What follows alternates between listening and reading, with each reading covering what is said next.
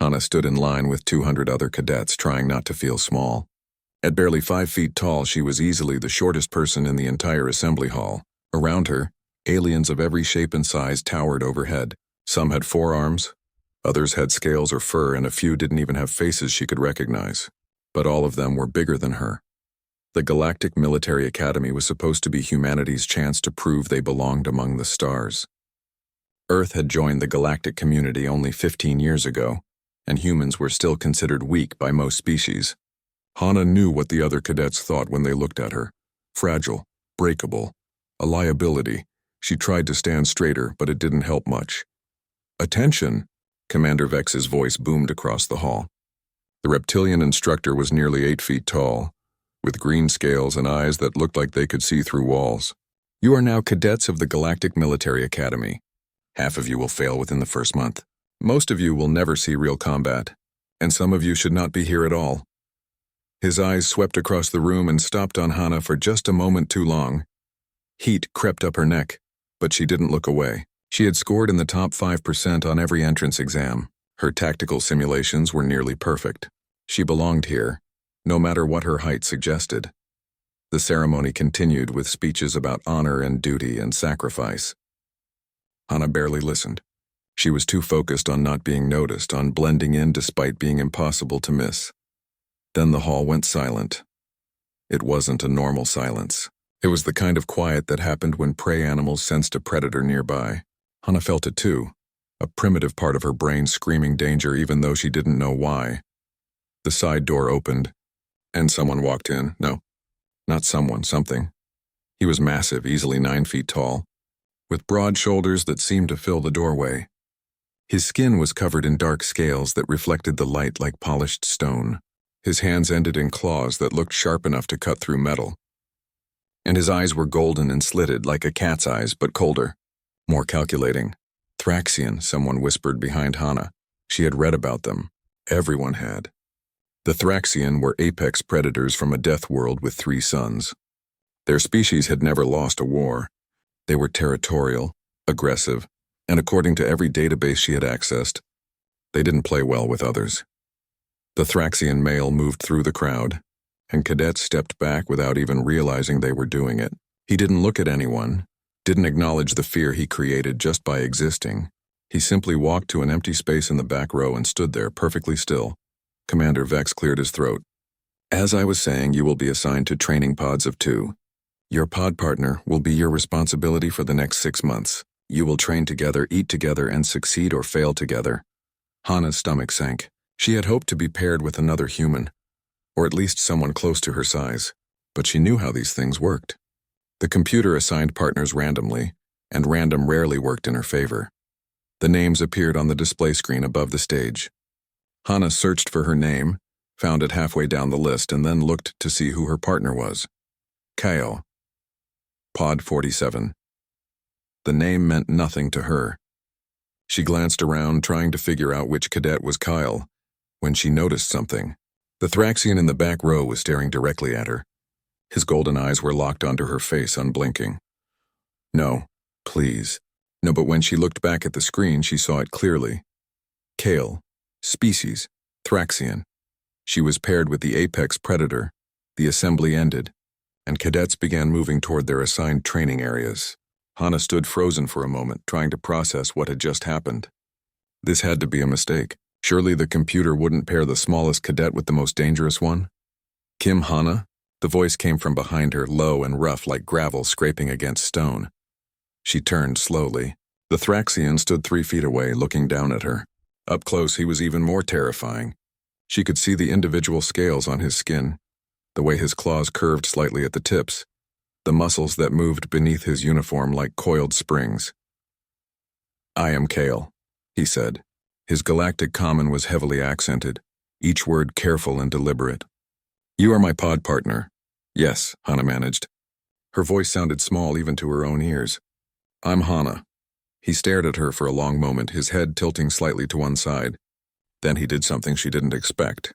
He stepped back, creating more space between them. "You are very small," he observed. "I know." She had heard it 1,000 times before. Small things break easily. I'm tougher than I look, she said, lifting her chin. Kale's eyes narrowed slightly, but he didn't argue. He simply turned and walked toward the training area, clearly expecting her to follow. Training Pod 47 was a large circular room with padded floors and walls. Equipment lined the edges, everything from weights to weapons to simulation gear. Hana had barely stepped inside when Commander Vex appeared. First exercise, he announced. Basic combat assessment. I need to see what you can do. Hana's heart sank. She was decent at combat, but decent didn't mean much when your opponent was 3 times your size and built like a tank. Begin, Vex ordered.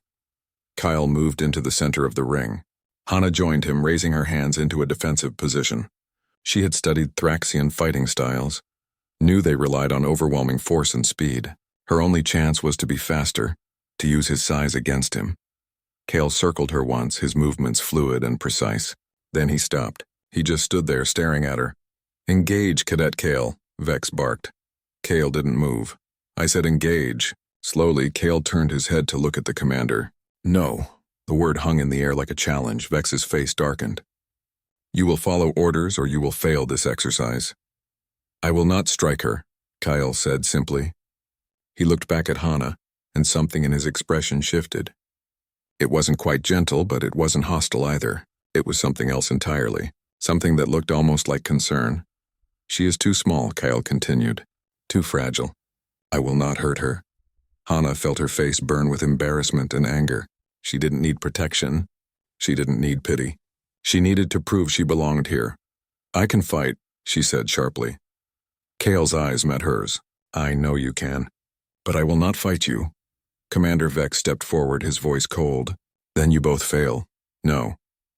Kyle's voice dropped lower, taking on a resonance that made Hana's bones vibrate. It wasn't quite a growl, but it was close. She does not fail. She is not at fault. Are you refusing a direct order? Vex demanded. Kyle took a step forward, placing himself between Hana and the commander. The movement was subtle but unmistakable. Protection. Defense. I am protecting what must be protected, Kale said quietly. The temperature in the room seemed to drop 10 degrees. Commander Vex stared at the Thraxian, clearly trying to decide if this was worth pushing. After a long moment, he stepped back. We will discuss this later, Vex said. Dismissed. As the commander left, Hana looked up at her new pod partner. Kyle was still standing between her and the door, still positioned as a shield. Why did you do that? She asked. Kale looked down at her, his golden eyes unreadable. You are small queen, he said, as if that explained everything. Small queens are precious. Must protect. Hana had no idea what that meant, but something told her that her life at the academy had just become very complicated. News traveled fast at the academy. By the next morning, every cadet knew that the Thraxian had refused to fight his human partner. The whispers followed Hana everywhere she went. I heard he claimed her. Poor thing. She's probably terrified. Maybe he's keeping her as a pet, or prey. Hana ignored them all. She had bigger problems to worry about. Like the fact that her pod partner apparently thought she was made of glass and wouldn't let her prove otherwise. She found Kale in the training room, lifting weights that would have crushed most species. He moved with perfect form, his muscles rippling beneath his scales. When he noticed her, he immediately set the weights down. Good morning, small queen, he said. Stop calling me that. Hana replied, walking past him to grab her own training gear, much lighter gear. And we need to talk. Kale tilted his head, waiting. Yesterday you refused to fight me. You can't do that. We're supposed to be training partners. If you won't train with me, we'll both fail out. I will not hurt you, Kale said firmly. You don't have to hurt me. We can spar. Controlled contact. I've done it hundreds of times. With humans, Kale pointed out. Humans are soft, fragile. I am not human. My strength would break you. Hana felt her temper flare. I'm not made of paper. I'm a trained fighter. You are small. Being small doesn't make me weak. Kale was quiet for a moment, his golden eyes studying her. No, he finally agreed. Small does not mean weak. Small queens are strongest of all. But strong does not mean unbreakable. What do you mean by small queen? Hana demanded. You keep saying that. Kale seemed to struggle with the words. His galactic common was getting better, but complex ideas still challenged him. In my world, queens are small. Smaller than warriors, They lead the pack, make decisions, plan hunts. Warriors protect them because queens are most important. Without queen, pack dies. Understanding slowly dawned on Hana. You think I'm like one of your queens. You are queen, Kyle corrected. You are small, but I see your mind working. You calculate, plan, think 3 steps ahead. This is queen behavior. I am warrior. My purpose is to protect queen and follow her commands. Hana sat down on a training bench trying to process this. Kyle, I'm not a Thraxian. Your instincts don't apply to me. Instincts are older than logic, Kyle said simply. I know you are human, but my blood knows you are queen. I cannot ignore this. She looked up at him, at this massive predator who could probably tear through a steel door, and realized he was completely serious. His entire biology was telling him to protect her, and fighting that would be like asking her to stop breathing. Okay, she said slowly. If I'm your queen and you're my warrior, then you have to follow my orders. Right? Kyle nodded immediately. Yes, always. An idea began forming in Hana's mind. A crazy idea, but possibly a brilliant one. Then here's my order. We train together, but we train smart. I'll give you instructions, and you follow them. I'll plan our strategies, and you execute them. We work together, not separately. Kyle considered this, then inclined his head. This is acceptable. This is proper. Queen commands, warrior obeys. Good, Hana said, standing up. Then our first training exercise starts now. Follow me. She led him to the tactical simulation room. It was empty this early in the morning, which was perfect. She activated one of the basic scenarios, a simple hostage rescue in an urban environment. This is a thought exercise, she explained. I'm going to show you how I think, and you're going to show me what you can do. Watch the scenario and tell me what you see. The hologram flickered to life, showing a building with multiple entry points, hostile forces inside, and civilians scattered throughout. Kale studied it for 30 seconds. 14 enemies, 6 civilians, 3 entry points. I would take the front door, eliminate all threats in 2 minutes. And the civilians? Hana asked. Some might survive. Not good enough. Hana manipulated the controls, highlighting certain areas. Look here. The enemies are concentrated on the ground floor, but the civilians are on the second floor. If you go through the front, you alert everyone and the enemies will use the civilians as shields.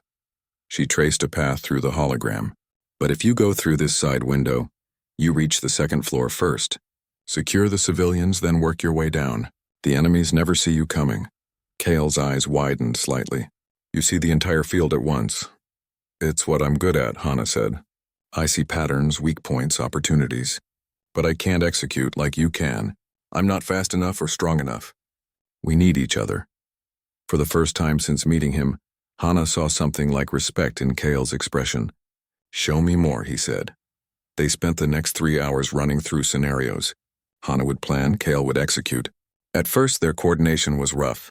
Kale's instinct was to charge in and overwhelm the enemy through sheer force. But gradually, he began to understand her approach. Precision over power, strategy over strength. By the time other cadets started arriving for morning training, they had completed 12 scenarios with perfect scores on 9 of them. Jiwoo, Hana's human roommate, found them in the simulation room. There you are! I've been looking everywhere. What are you doing? Training, Hana said simply. Jiwoo glanced at Kale nervously. Most humans were still uncomfortable around the Thraxian. Are you okay? I heard about yesterday about him refusing to fight you. I'm fine, Hana assured her. We're actually working well together. Really? Jiwoo looked skeptical. Because everyone's saying he's obsessed with you. That it's some kind of predator fixation. Before Hana could respond, Commander Vex entered the simulation room with 3 other instructors. He looked at Hana and Kale with obvious displeasure. Pod 47, you're scheduled for zero-gravity combat training. Follow me. The zero-gravity chamber was a massive sphere with obstacles floating throughout. Other cadets were already inside, moving awkwardly in the weightless environment. Hana had trained in zero-G before, but it was still disorienting. This exercise is simple, Vex announced. Capture the flag. 4 teams, 1 flag in the center. First team to return the flag to their base wins. Hana immediately assessed the other teams. One was all Korthan, a species known for their aggression. Another was mixed, including a cadet she recognized as Deho, another human. The third was entirely Vrex, insectoid creatures with excellent climbing abilities. Kale, she whispered, stay close to me. When I say move, you move. When I say stop, you stop. Trust me." He nodded once, his golden eyes locked onto hers. The buzzer sounded. Immediately, all 4 teams launched themselves toward the center where the flag waited. The Korthan team moved in a wedge formation, clearly planning to use brute force. The Vreks scattered across the obstacles, using their multiple limbs to navigate. The mixed team moved cautiously. "Wait," Hana murmured, holding Kale back. The teams collided in the center in a mess of flailing limbs and shouted curses. 2 Korthan cadets grabbed the flag, but the Vreks swarmed them. In the chaos, the flag went flying. "Now," Hana said. "Straight line, maximum speed." Kale pushed off with his powerful legs, and they shot across the chamber like a missile. Other cadets were too busy fighting each other to notice. Kale snatched the flag mid-flight and didn't slow down. "Bank left around the red obstacle," Hana called out. He adjusted instantly, trusting her directions without question. Behind them, someone finally noticed they had the flag and gave chase. It was one of the Korthan, bigger and meaner than most. "He's gaining," Hana warned. "In 3 seconds, full stop and grab that blue handhold. 3, 2, 1, stop." Kale grabbed the handhold and stopped dead. The Korthan shot past them, unable to adjust his momentum. Kale immediately pushed off again, and they reached their base before anyone else even came close. Commander Vex stared at them in disbelief. 14 seconds. That's a new record. The other cadets looked at Hana and Kyle with newfound respect. They hadn't just won. They had made it look easy. As they exited the chamber, Deho approached them. "That was incredible," he said to Hana. "You two moved like one person." "We're learning," Hana replied. Deho glanced at Kyle warily, then back at Hana. "Is it true what they're saying? That he sees you as some kind of queen?" Hana smiled slightly. "Something like that. And that doesn't bother you? Having a predator following you around?" She looked up at Kale, who stood silently behind her, watching everyone with those calculating golden eyes. "He's not following me," she said. "We're partners. There's a difference." But as she walked away, she knew the truth was more complicated. Kale was following her. He was protecting her. And somehow, impossibly, she was starting to rely on it. Maybe being a queen wasn't so bad after all.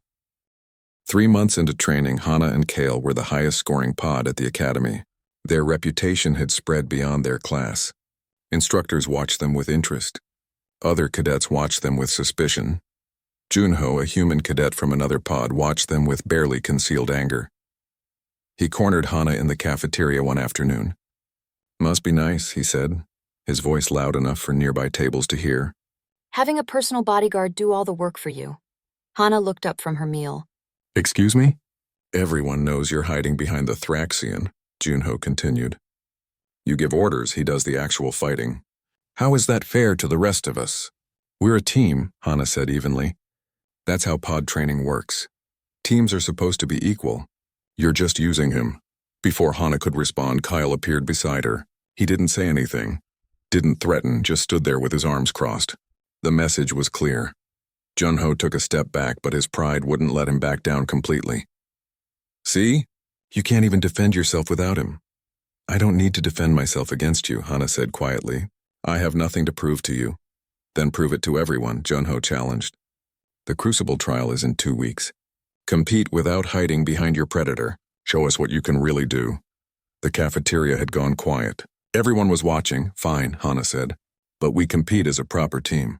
Kale and I, plus anyone else who wants to join us, just like the rules allow." Junho smirked, looking forward to it. After he left, Kyle sat down across from Hana. "You should not have accepted," he said quietly. "Why not?" "The Crucible trial is dangerous. Many cadets are injured. Some die." "Then I guess we'll have to make sure we don't die," Hana said, trying to sound more confident than she felt. The truth was, she knew the Crucible trial was going to be brutal. It was a week-long survival exercise on a hostile planet, with combat simulations and real dangers mixed together. The Academy used it to separate the truly capable from the merely adequate. That evening, Jiwoo and Daiho agreed to join their team. They formed a 4-person unit, 2 humans and 1 Thraxian. On paper, it didn't look impressive compared to teams of 6 or 8 cadets from warrior species. But Hana wasn't worried about what looked good on paper. She spent the next 2 weeks preparing. She studied the Crucible planet's ecosystem, memorized maps, analyzed previous year's trials. She drilled her team on hand signals and communication protocols. She made sure everyone understood their role. Kale was their weapon. Daeho was their resource manager. Jiwoo was their tech specialist. And Hana was their mind. The day of the trial arrived. 50 teams gathered in the deployment bay, nearly 200 cadets total. They would be dropped at random locations on the planet's surface.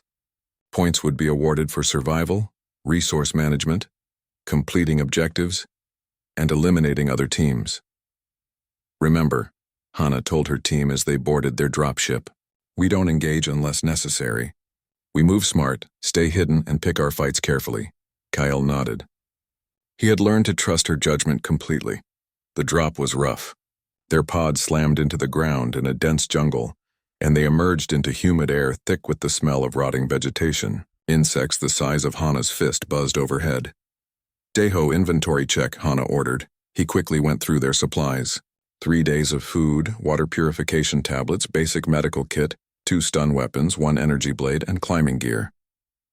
Not much, Jiwoo muttered. It's enough, Hana said. Kyle, can you climb that tree?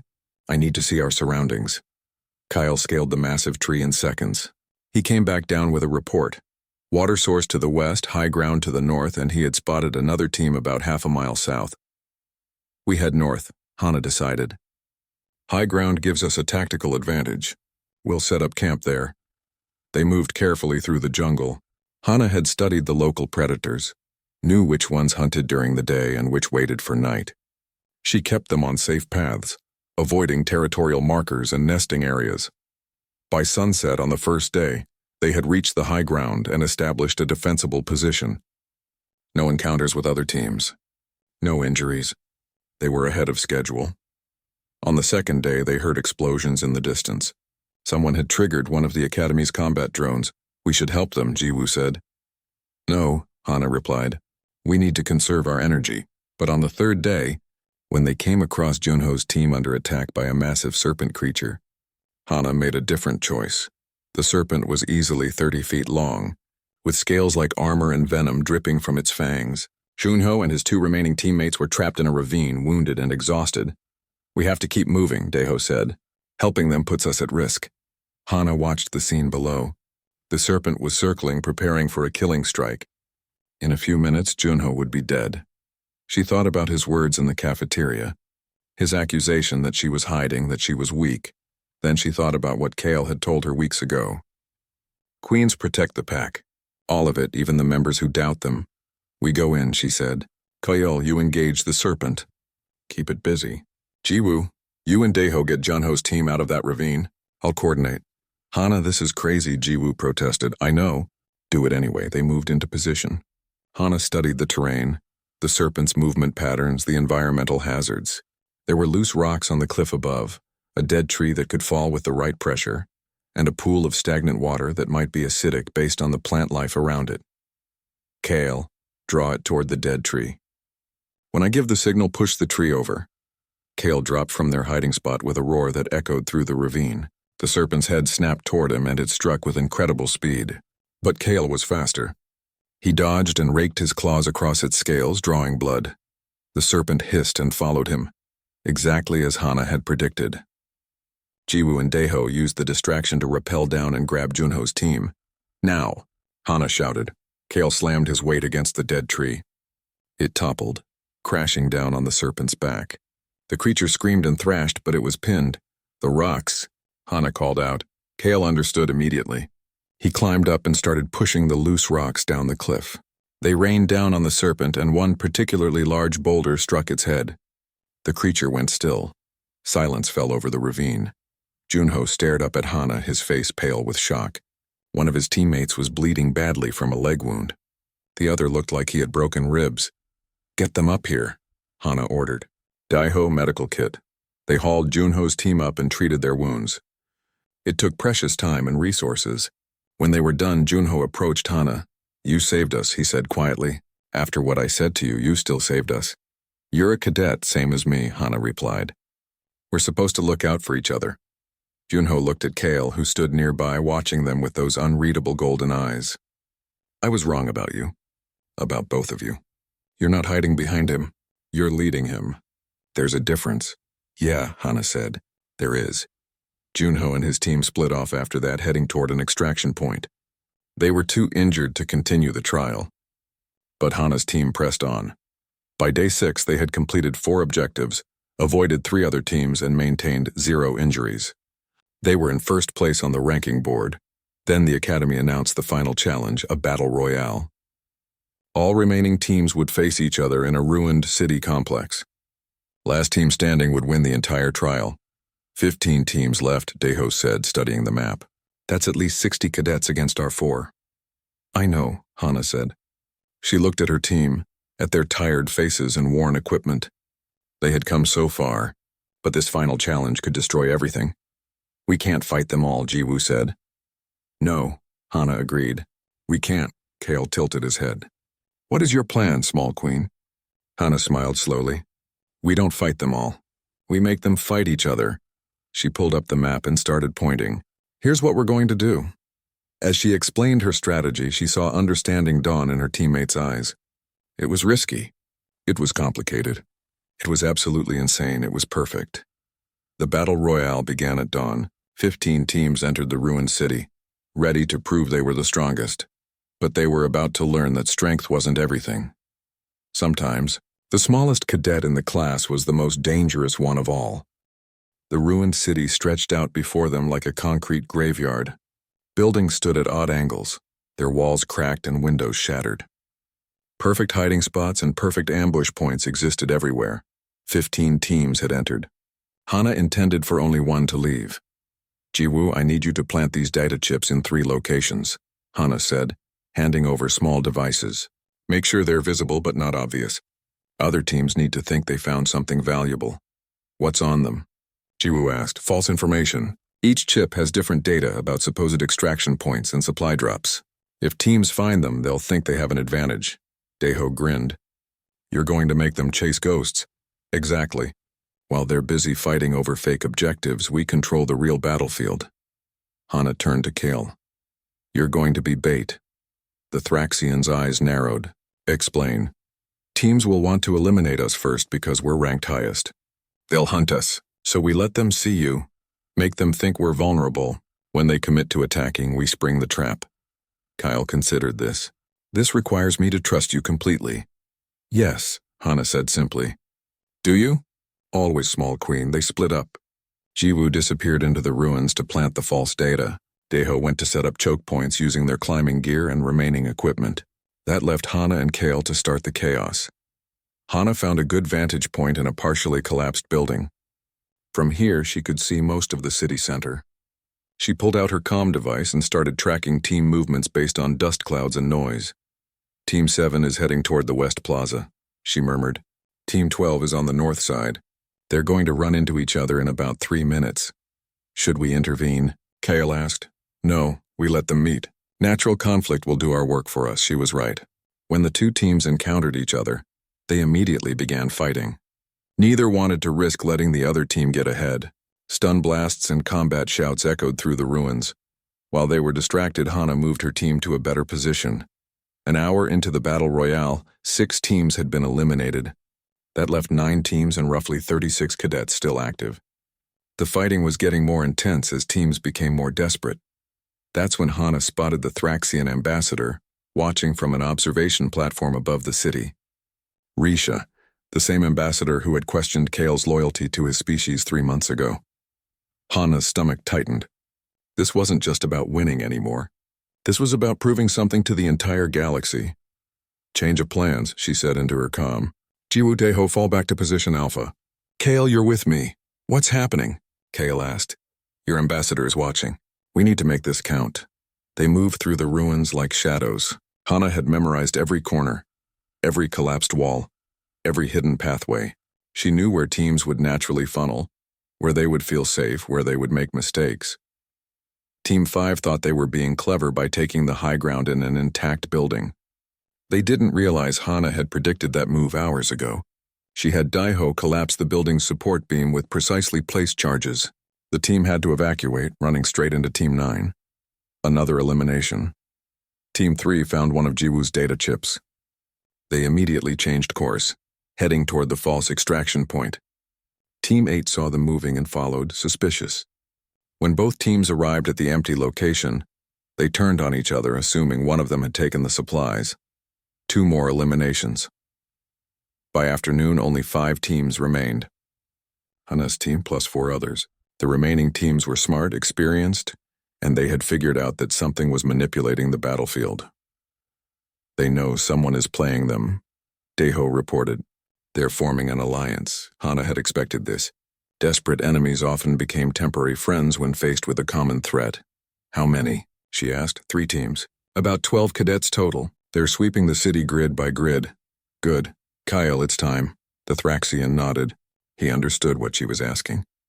He had to expose himself, become the target, draw them all in. Kale walked out into the main plaza, completely visible.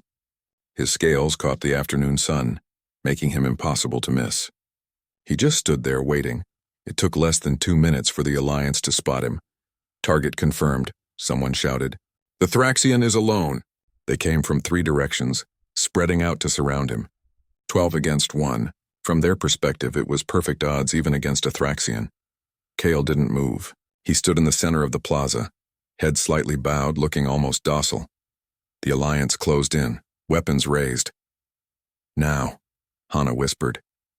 Jiwoo triggered the smoke grenades hidden around the plaza. Thick white smoke exploded outward, blinding everyone. In the confusion, Kale moved, not to attack, but to retreat exactly along the path Hana had told him. He disappeared into the smoke, leaving the Alliance firing at empty air. He's running, someone yelled. After him! They followed, and Hana smiled. Chess pieces moving exactly where she wanted them. The Alliance charged through a narrow alley, still chasing Kyle's shadow through the smoke. They didn't see the tripwires Daeho had set. Half the group went down in a tangle of climbing rope and stunned confusion. The other half kept going, straight into a dead end where Kale waited. But he still didn't attack. He just stood there blocking their path. Surrender, one of the Alliance leaders demanded. You're outnumbered. I do not take orders from you, Kale said calmly. I take orders from my queen. You're what? Hana stepped out from a doorway behind them. The Alliance spun around, suddenly realizing they were the ones who were surrounded. Jiwoo and Daeho appeared on either side, cutting off escape routes. Checkmate, Hana said quietly. The Alliance leader stared at her. You set this whole thing up. The false data, the building collapse, everything. You've been controlling the entire battlefield. Yes, Hana confirmed, and now you have a choice. Surrender or Kale stops being patient. As if on cue, Kale growled low in his chest. The sound made everyone's hair stand on end. The Alliance dropped their weapons. That left one team. The last obstacle between Hana and victory. She found them on the east side of the city, already setting up an ambush. They had figured out that Hana was the brain of the operation. Smart. The team leader was a Korthan named Vextar, built like a tank and mean as a snake. His 3 teammates were equally dangerous. Kim Hana, Vextar called out when he saw her approach. We've been waiting for you. I know, Hana said. She walked forward alone, no weapons visible. Behind her, hidden in the ruins, her team waited. You're going to surrender? Vextar seemed surprised. No, I'm going to offer you a deal. What kind of deal? You've seen what I can do. You've watched me eliminate 12 teams without Kale throwing a single punch. I outthought, outplanned, and outmaneuvered every single one of them. Hana stopped 10 feet away from Vextar. You're good, but you're not better than me. Vextar's eyes narrowed. Confident words from someone so small. Not confidence, fact. You have 2 options. Option 1, we fight and I prove it. You might win. Probably not, but maybe. Option 2, you surrender now. Take second place and we both advance with honor. Why would I surrender when I can win? Because I'm giving you a chance to walk away, Hana said. In 30 seconds, that offer expires. Vextar laughed. You're bluffing. You don't have any tricks left. 20 seconds. Your Thraxian isn't even here. I see no backup. 10 seconds. Vextar raised his weapon. I'll take my chances, Hana sighed. Wrong answer. Kale, lesson 7. The Thraxian dropped from the building directly behind Vextar's team. They hadn't even known he was there. Had been so focused on Hana they forgot to watch the buildings, but Kale still didn't attack. He simply stood there letting them see him. Letting them understand they were already beaten. They just hadn't realized it yet.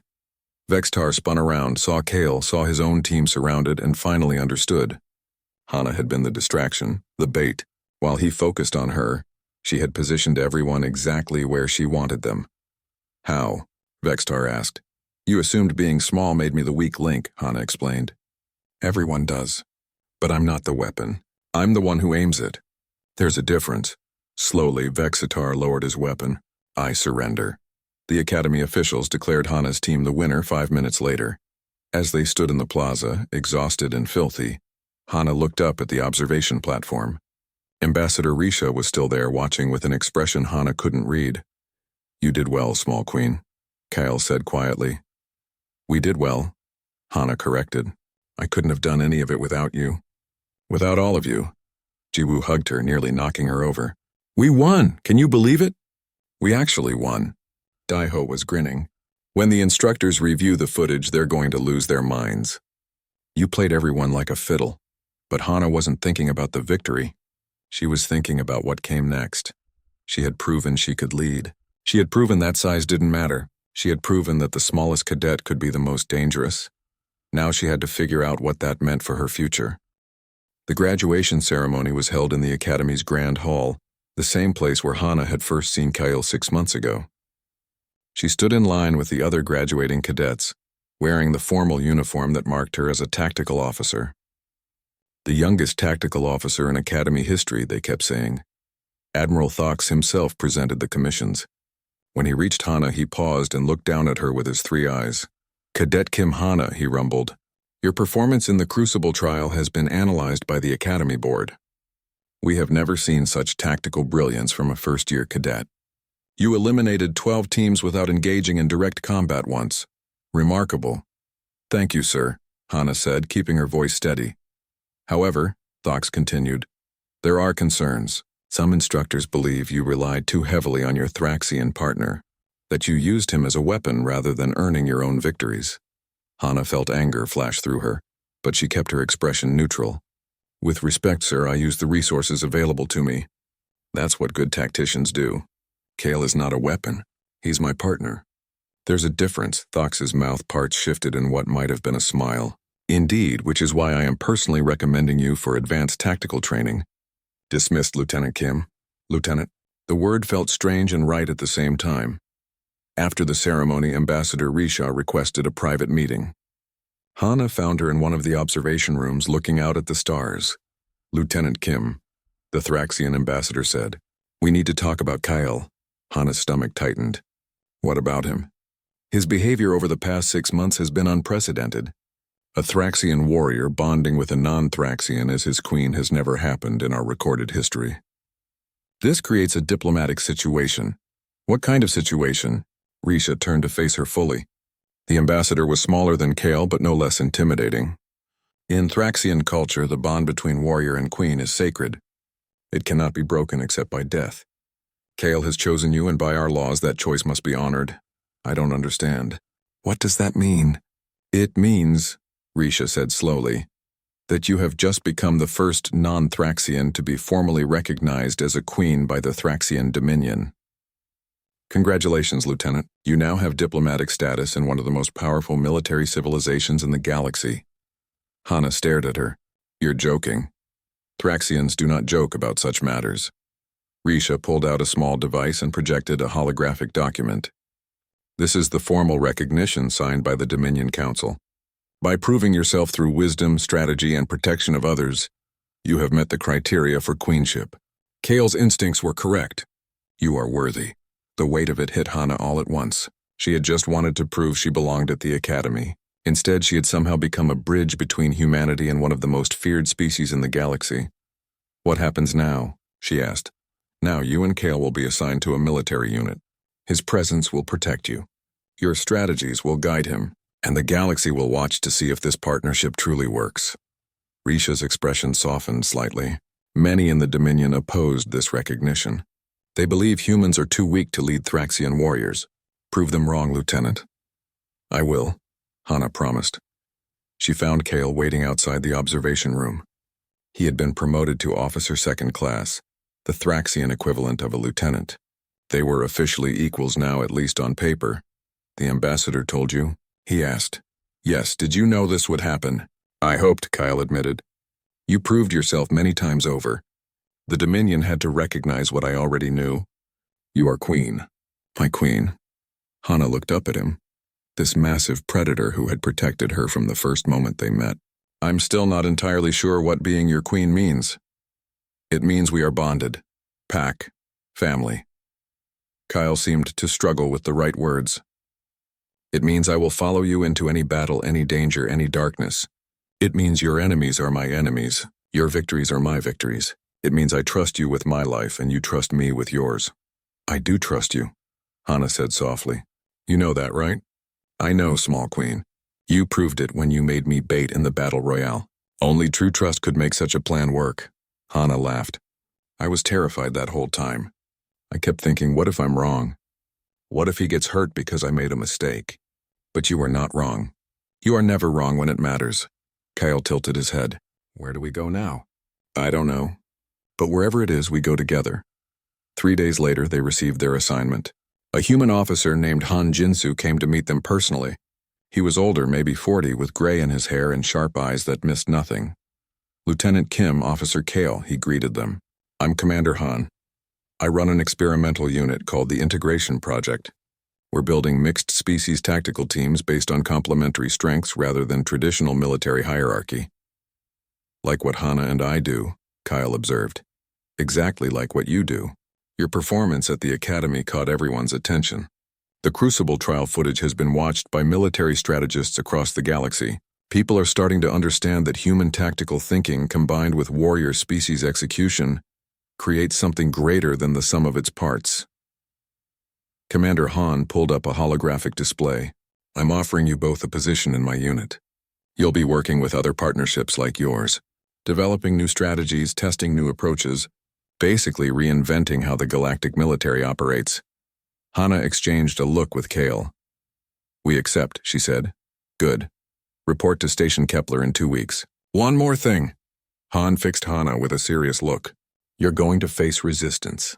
A lot of species don't like the idea of humans giving orders to their warriors. They'll test you. They'll question you. They'll wait for you to fail. Let them, Hana said. I've been underestimated my whole life. I'm used to it, Han smiled. I thought you'd say that. Dismissed, lieutenants. As they left, Jiwoo and Daeho found them in the corridor. Both had received their own commissions, though not to the integration project. So this is it, Jiwoo said, looking sad. We're all going different directions. For now, Hana agreed. But we'll see each other again. The galaxy isn't that big, Daeho laughed, says the woman who just became space royalty. We're going to tell everyone we knew you before you were famous. They said their goodbyes with promises to stay in touch. Then Hana and Kale walked toward the hangar where their transport waited. On the way, they passed a group of new cadets arriving for their first day. Hana saw several small individuals among them, different species, all looking nervous and uncertain. One of them, a tiny reptilian female, barely 4 feet tall, stared at Hana with wide eyes. She had probably seen the Crucible footage, probably knew who Hana was. Hana stopped and walked over to her. First day? She asked. The cadet nodded, too nervous to speak. Don't worry, Hana said gently. Being small isn't a weakness. It just means you have to be smarter than everyone else. And you will be. Trust me. The cadet's eyes filled with hope. Really? Really? I'm proof of that. Hana gestured to Kale, who stood patiently nearby. And you'll find allies in unexpected places. Keep an open mind. As they walked away, Kale rumbled softly. You will inspire many small queens. I hope so. That's kind of the point, isn't it? Showing everyone that strength comes in different forms. They boarded their transport and found seats by the window. As the ship lifted off, Hana watched the academy grow smaller below them. 6 months ago, she had arrived here as the smallest cadet, expecting to be dismissed and overlooked. Now she was leaving as a lieutenant, a recognized queen, and living proof that the galaxy's assumptions about strength were wrong. Nervous? Kale asked. A little, Hana admitted. We're about to do something that's never been done before.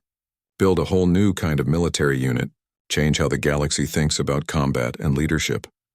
We have already done things that have never been done before, Kale pointed out. This is simply the next step, Hana smiled. He was right. They had already proven the impossible was possible. Everything else was just details. Everything else was just details. So what happens in 5 years? She wondered aloud. Where do you think we'll be? Kale considered this. You will command a fleet. I will stand beside you. Other small queens will follow your example. The galaxy will be better because you showed them a different way. That's very optimistic. That is truth. You are a small queen who changed everything. 5 years is only the beginning. Hana leaned back in her seat, watching stars blur past the window. Somewhere out there, cadets were learning that size didn't matter, that partnerships could transcend species, that the smallest person in the room could be the most dangerous. She had been the smallest cadet in her class. She had been overlooked, dismissed, and underestimated. And she had become a queen. Not because of the title or the recognition or the diplomatic status, but because she had proven that true leadership wasn't about being the biggest or the strongest.